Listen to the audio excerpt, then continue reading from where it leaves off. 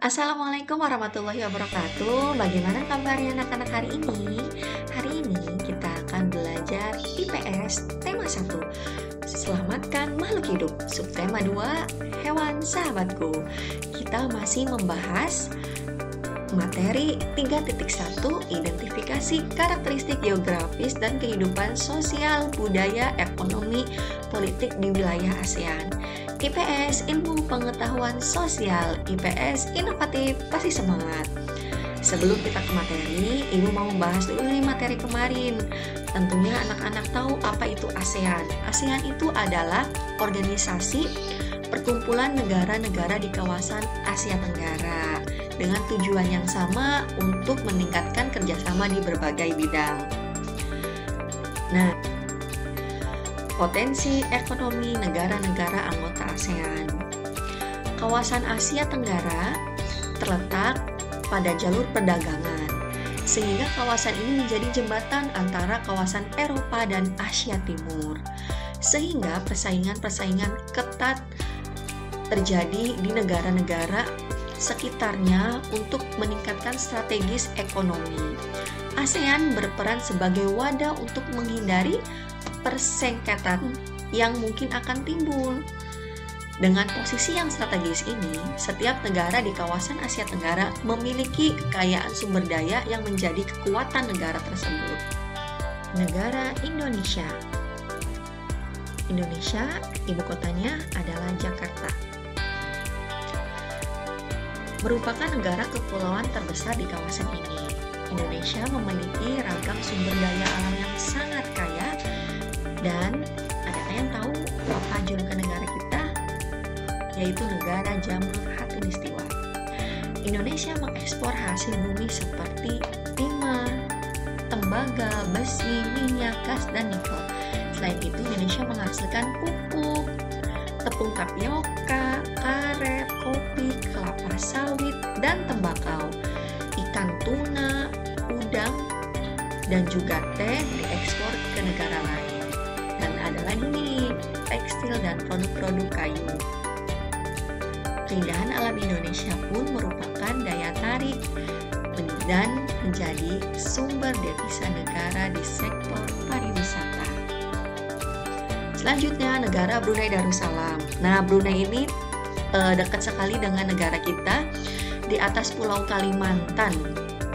Nah, negara ini tuh sangat terkenal dengan sumber daya alam minyak bumi dan gasnya, sehingga pendapatan per kapitanya sangat besar. Brunei juga terkenal sebagai pengekspor minyak mentah, gas alam, dan produk minyaknya. Masih ingat apa ibu kota Brunei? Betul, Bandar Seri Begawan. Filipina. Filipina adalah sebuah negara kepulauan. Mata pencaharian sebagian besar penduduknya adalah petani. Nah, karena itu nih, Filipina berhasil menjadi negara yang dapat membangun dan mengembangkan pertaniannya dengan sangat baik. Beberapa produk unggulannya ada nanas, padi, kelapa, dan gula, dan itu diekspor ke luar negeri. Nah, ini bendera Filipina. Ada yang tahu ibu kotanya apa? Benar sekali, ibu kotanya adalah Manila. Negara berikutnya adalah Kamboja. Ada yang tahu Kamboja dikenal dengan negara apa? Ya, negara Angkor Wat. Nah, Kamboja ini anak-anak dialiri oleh Sungai Mekong. Sungai ini sangat panjang sekali, hampir ke beberapa negara di wilayah ASEAN. Karena berdekatan dengan Sungai Mekong, jadi tanah di Kamboja itu sangat subur sehingga sebagian besar penduduknya adalah petani. Hasil pertanian terbesarnya adalah padi dan karet.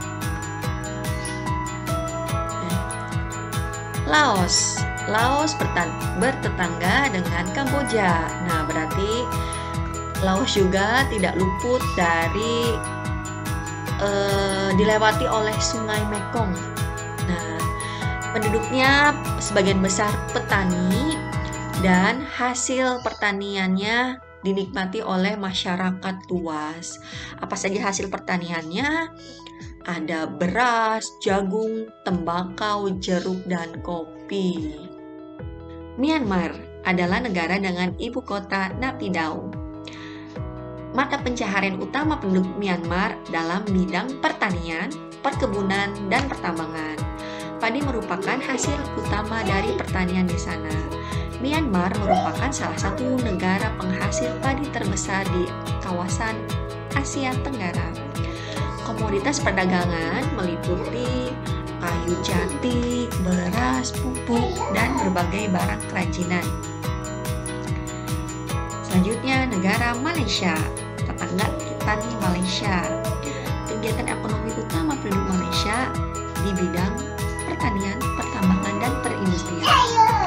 Perdagangan internasional merupakan salah satu kegiatan ekonomi Malaysia yang mengalami pertumbuhan yang sangat cepat. Peralatan elektronik, minyak, dan gas bumi diekspor ke luar negeri. Produk dari kayu, minyak, sawit, karet, tekstil, sepatu, dan bahan-bahan kimia diperdagangkan di dunia internasional. Masih ingatkah ibu kota negara Malaysia? Ya, ibu kotanya adalah Kuala Lumpur. Selanjutnya, negara Singapura. Ibu kota Singapura merupakan negara paling maju di kawasan ASEAN. Letaknya sangat strategis. Saat ini, Singapura menjadi transit teramai di Asia. Transit itu apa, Ibu? Transit itu tempat pemberhentian beberapa negara. Jadi sebelum biasanya terbang atau berlabuh kapal air, biasanya berhenti di Singapura karena banyak sekali transportasi dari berbagai benua, ada dari Amerika, Eropa, dan benua lainnya. Singapura mengekspor mesin dan alat transportasi, alat elektronik, dan barang-barang konsumsi. Bahan kimia dan produk olahan minyak dihasilkan juga di Singapura. Singapura merupakan negara Asia Tenggara dengan pendapatan paling tinggi. Selanjutnya adalah negara Thailand. Sawadee-hap. Thailand terkenalnya seperti itu ya. Ibu kotanya adalah, betul, Bangkok. Thailand sering disebut sebagai lumbung padi di Asia Tenggara. Thailand merupakan penghasil beras terbesar di Asia dan 3 sedunia. Thailand ini terkenal banget anak-anak, sampai dijuluki gajah putih karena banyak gajah di sana. Negara 1000 pagoda, lumbung padi ASEAN. Perkebunan, kehutanan, pertambangan, dan industri juga merupakan kegiatan ekonomi penduduk Thailand. Saat ini